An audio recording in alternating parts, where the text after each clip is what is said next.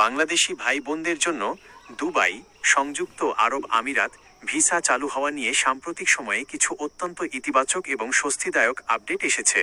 দীর্ঘদিন যাবৎ work permit বা কাজের ভিসা নিয়ে যে জটিলতা ছিল তার অনেকটাই এখন কেটে যাচ্ছে। নিচে সর্বশেষ আপডেটের মূল বিষয়গুলো সহজভাবে তুলে ধরা হলো। 1. ফ্যামিলি ও রেসিডেন্স ভিসা। সর্বশেষ বড় আপডেট। সংযুক্ত আরব আমিরাত সরকার বাংলাদেশিদের জন্য ফ্যামিলি ভিসা এবং রেসিডেন্স ভিসা ইস্যু করা পুরোপুরি স্বাভাবিক করেছে। যারা দুবাইতে বৈধভাবে বসবাস করছেন তারা এখন তাদের বাবা মা, স্ত্রী বা সন্তানদের খুব সহজেই স্পন্সর করে দুবাইতে নিয়ে যেতে পারছেন। ব্যবসায়ী বা ইনভেস্টরদের জন্য গোল্ডেন ভিসা এবং রেসিডেন্স ভিসার জটিলতাও দূর হয়েছে। 2. ভিজিট বা tourist visa.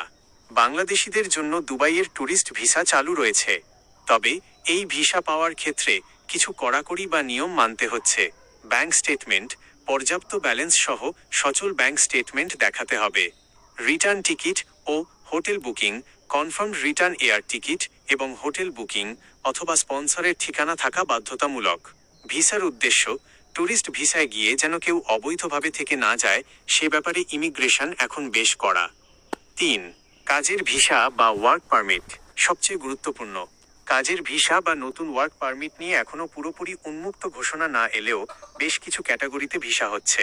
Professional category, doctor, engineer, IT specialist বা উচ্চশিক্ষিত পেশাজীবীদের হাই স্কিল্ড ওয়ার্কার্স কাজের ভিসা নিয়মিত দেওয়া হচ্ছে। কোম্পানি ট্রান্সফার, একই কোম্পানির এক ব্রাঞ্চ থেকে অন্য ব্রাঞ্চে বাংলাদেশ থেকে দুবাই কর্মী ট্রান্সফারের ভিসা হচ্ছে। সাধারণ বা লেবার ভিসা, ফ্রি ভিসা বা সাধারণ লেবার ভিসার ক্ষেত্রে এখনও কিছু কোটা বা কড়াকড়ি রয়েছে। তবে অনেক এজেন্সি বা টাইপিং সেন্টারের মাধ্যমে বিশেষ অনুমতি সাপেক্ষে সীমিত আকারে ভিসা ইস্যু হচ্ছে। জরুরি সতর্কবার্তা, দুবাই ভিসা চালুর এই খবর শুনে অনেক দালাল বা প্রতারক চক্র সক্রিয় হয়ে উঠেছে। ট্যুরিস্ট ভিসায় গিয়ে নিশ্চিত কাজের ভিসা স্টেটাস চেঞ্জ করা যাবে এমন লোভনীয় অফারে পা দেবেন না। সংযুক্ত আরব আমিরাত সরকার ট্যুরিস্ট ভিসাকে কাজের ভিসায় রূপান্তর করার নিয়ম অনেক কঠোর করেছে। যে কোনো ভিসার আবেদন করার আগে বিশ্বস্ত এজেন্সি অথবা সরাসরি ইউএই ইমিগ্রেশনের অফিসিয়াল ওয়েবসাইট থেকে তথ্য যাচাই করে নিন।